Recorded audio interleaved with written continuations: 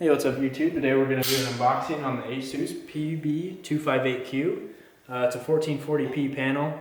I didn't really see any unboxings on YouTube or anywhere else, so we decided that we were going to go ahead and open this up and show you guys what's in the box and what this monitor is all about.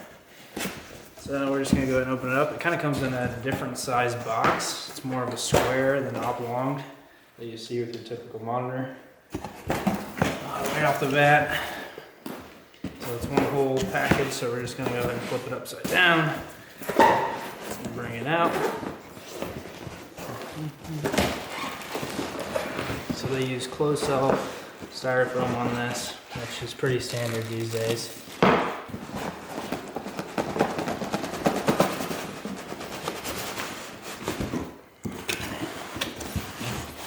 it out. The panel's going to be on the back side.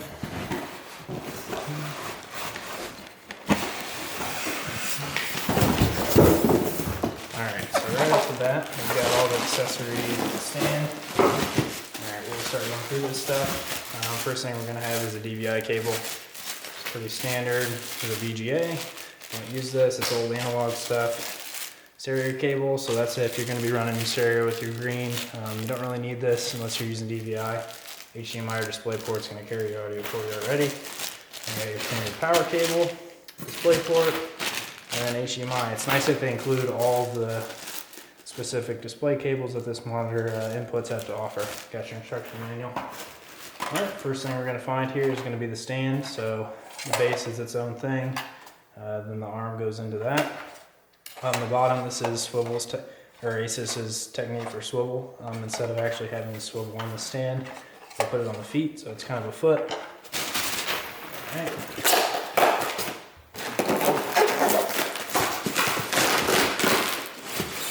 We're going to pull out is going to be the arm itself.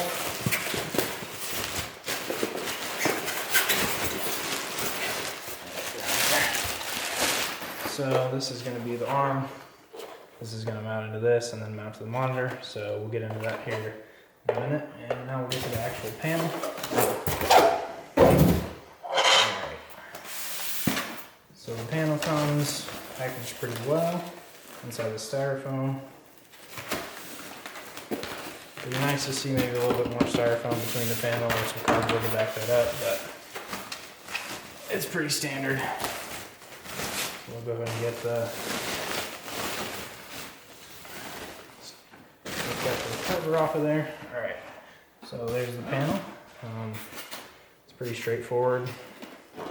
Very thin bezel. They have the bottom bezel with the Asus and then the buttons on the front. It's nice to see tactile buttons still because a lot of people are moving to capacitive, which aren't bad, but sometimes you can't really feel whether or not you're pushing the button. We'll go to the back before we put the stand on. Your different inputs, you've got your DVI, HDMI, DisplayPort, VGA, and then you have audio in and audio out with your 3.5mm jack, and then power, of course. So first thing we're going to do is we're going to go ahead and put the stand together. So these are actually pretty simple to put together. I put a couple of them together already. Slide it into the front, tilt it towards the back, and then you switch over to the bottom here. And all I have to do is just tighten this little screw.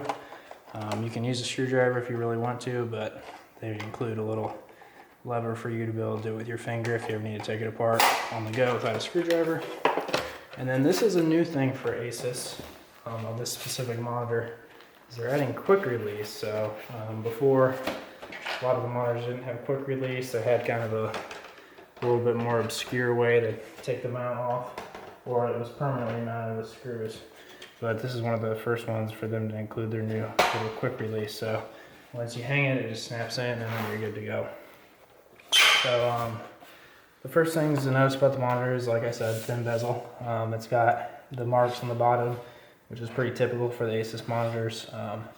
They've got them so you can measure out if you're doing pictures or something. It's kind of a nice touch, not really functional unless you're really genuinely doing some sort of picture editing. You got your power button and then your different buttons here, which I'm assuming when you hit one, it's going to bring up information on the screen. So with this, you've got your rotation with the foot I was talking about, and then you've got your portrait tilt, and then of course you've got your height adjust, so up and down. So it goes pretty low, comes up pretty high. That's definitely one of the key things with these monitors. Outside of that, the big competitor to this, or the two that are neck and neck with each other, is the Dell UltraSharp 25105H. They use the same panel actually, so this monitor is pretty similar to it. It's just a different case essentially with it from a different brand. And one of the key things that really differentiate them is the Dell has the color calibrated. This one does not, but for preliminary testing and people's overall color spectrometers on these, they're pretty much the same because the panel that they come with to begin with is pretty good. So we're going to go ahead and get this plugged in and then run through the OSD. So we'll go ahead and plug it in to an HDMI port. So it automatically detected which input we plugged into. That's a nice little feature. Some monitors you actually have to physically change the input in order to put them to the right thing. So we're going to go ahead and extend these displays.